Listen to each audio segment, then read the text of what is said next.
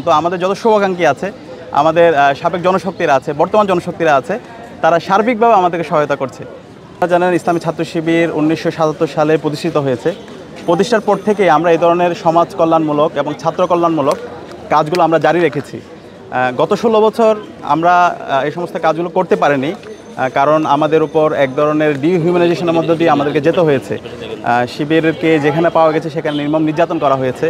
তো ২৪-এর ছাত্র জনতার অভ্যুত্থান পরবর্তী আমরা আজাদি পেয়েছি। আজকে আমরা যে নতুন ছাত্র রাজনীতির কথা বলছি, ছাত্র রাজনীতির যে ব্যাপক সংস্কারের কথা বলছি, ইসলামী ছাত্র শিবির ৫ই আগস্ট পরবর্তী আপনারা দেখতে পারেন, শিবিরের যদি অ্যাক্টিভিটিগুলো দেখেন, সব জায়গায় আমরা আমাদের এই কাজগুলো আমরা নিয়ে এসেছি। প্রত্যেকটা হলে হলে আমরা ইফতার বিতরণ কর্মসূচি শুরু কিয়া হল এবং সুফিয়া কামাল হলের সামনে, শামসুনাহার হলের সামনে আমাদের বিতরণ হয়েছে।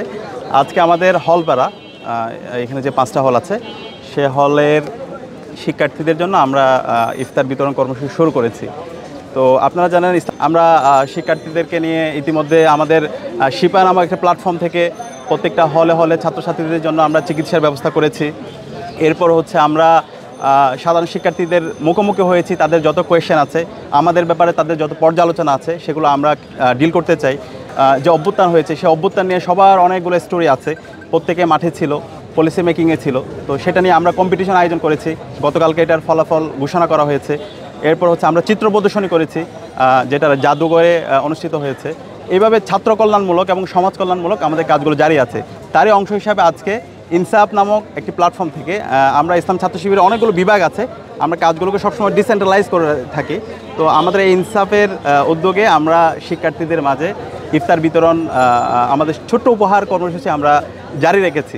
এবং আপনারা জানেন, আমরা যারা ক্যাম্পাসে পড়াশোনা করি, এখানে আপনারা অনেকে আছেন ক্যাম্পাসের, আমাদের সাধারণত এই সময়ে বাড়িতে আমাদের আব্বা আম্মা আমাদের ভাই বোনদের সাথে বসে ইফতার করার কথা, কিন্তু আমরা ক্যাম্পাসে থাকার কারণে আমরা ইফতার সেহরিগুলো মিস করি এবং অনেক ক্ষেত্রে আমাদের অনেক কষ্টের মধ্যে দিয়ে যেতে হয়। অথবা আমাদের যে ইফতারগুলো হয় একসাথে ইফতার সন্ধ্যার সময়, তো অনেক ক্ষেত্রে অনেক শিক্ষার্থীর পরীক্ষা থাকে, ব্যস্ততা থাকে, যে কারণে তারা বড় বড় যে প্রোগ্রামগুলো হয় মাহফিলগুলোতে তারা উপস্থিত হতে পারে না।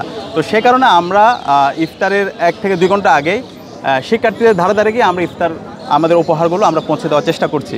তো এই ধরনের প্রসেসটাই আমাদেরকে আমাদের শিবিরের প্রতিষ্ঠাকাল থেকে বর্তমান পর্যন্ত আমাদের যত শুভাকাঙ্ক্ষী আছে, আমাদের সাবেক জনশক্তিরা আছে, বর্তমান জনশক্তিরা আছে, তারা সার্বিকভাবে আমাদেরকে সহায়তা করছে।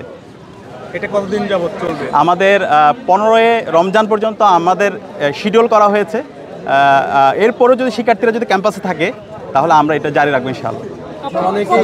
আমরা মানে এই জায়গাটাকে আমরা ছোট জায়গায় নিয়ে যেতে চাই না, আমরা আমাদের শিক্ষার্থী ভাই বোনদের পাশে থাকতে চাই।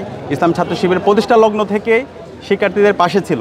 বিগত সময়ে আমাদের কাজগুলো মিডিয়ায় উপস্থাপন করার সুযোগ ছিল না, সে কারণে এই বিষয়গুলো সামনে আসে না। আমরা সবসময় এই ধরনের কাজগুলো জারি রেখেছি এবং 5 তারিখের পর থেকে আমাদের কাজগুলো জারি আছে। তো এক্ষেত্রে শিক্ষার্থীদের যে চাওয়া পাওয়া আছে, তাদের যে প্রত্যাশা আছে, সেই আলোকে আমরা আমাদের কাজগুলো করছি।